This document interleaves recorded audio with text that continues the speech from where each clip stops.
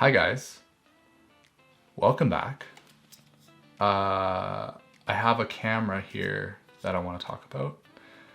This is the Lumix G85 with the 12 to 60 kit lens.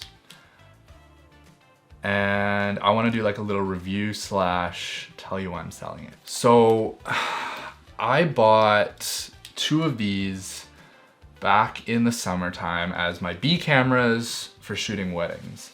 I chose these because they were cheap and because they had no record limit. I thought that's perfect for any B camera footage. I don't use a lot of B camera footage, but I'd rather have the footage and I'd rather have worse footage than my A camera, but have more angles. And so that's why I was able to buy two. I sold my EOS R and I bought these two. I already sold one of them, but I have one left and I'm still selling it. And the reason is because these cameras were harder to match with the Canon cameras than I had thought. And they looked really good, but they only looked really good in even light that was bright enough. As soon as the light got low, they got a little mushy and focus was a little iffy. And in harsh light, they did not flatter the highlights at all, or the shadows. Everything was so contrasty and you could not retain detail across the image, which sucked because I shot a lot of weddings in like midday light and I needed something that could handle the whole dynamic range. So I thought the 4K would be good. The 4K was crisp, but when everything was perfectly exposed with the perfect light, these cameras look great. But I needed something that was more forgiving, and so I'm choosing to sell this. Outside of that, they did well in the heat. In the heat with direct sun on them, they didn't overheat. They could record for like up to 2 hours, I think, before the battery died. I tested that before actually using them.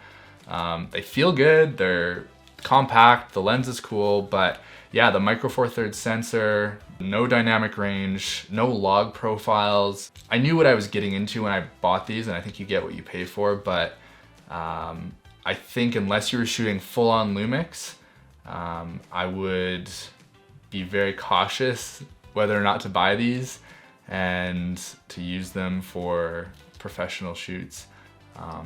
Unless your lighting's perfect and everything's just staged perfectly. But for running gun scenarios, it was just not as forgiving as I would have hoped. In some darker situations, I had some issues with the focus, which I already mentioned.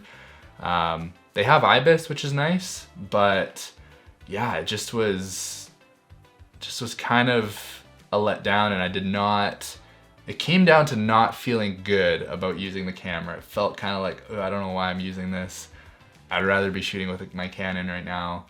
And yeah, I will say they did save me a couple times having the extra angles, so they were worthwhile.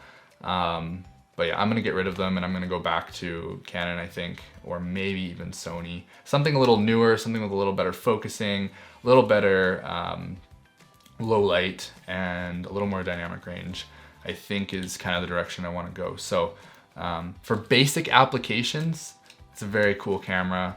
I like the look of them. I like the size of them. I like the Lumix branding.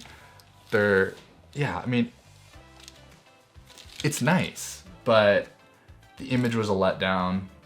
Although it did save me a few times, it just wasn't what I was looking for. So yeah, I think it's best to either stick to cameras that have a lot of dynamic range and color capabilities and then go with a bunch of different brands as you see fit, or just stick with kind of one brand and go from there. This is common sense stuff. I knew what I was getting into, but I just kind of wanted to share a little story about this camera, why I'm selling it, and yeah, hopefully that's helpful. Hopefully that gives you a few updates. If you have any questions below about this camera specifically, from my very minimal experience, I can let you know what my thoughts are. But yeah, thank you for watching. And if you want to buy this camera, message me.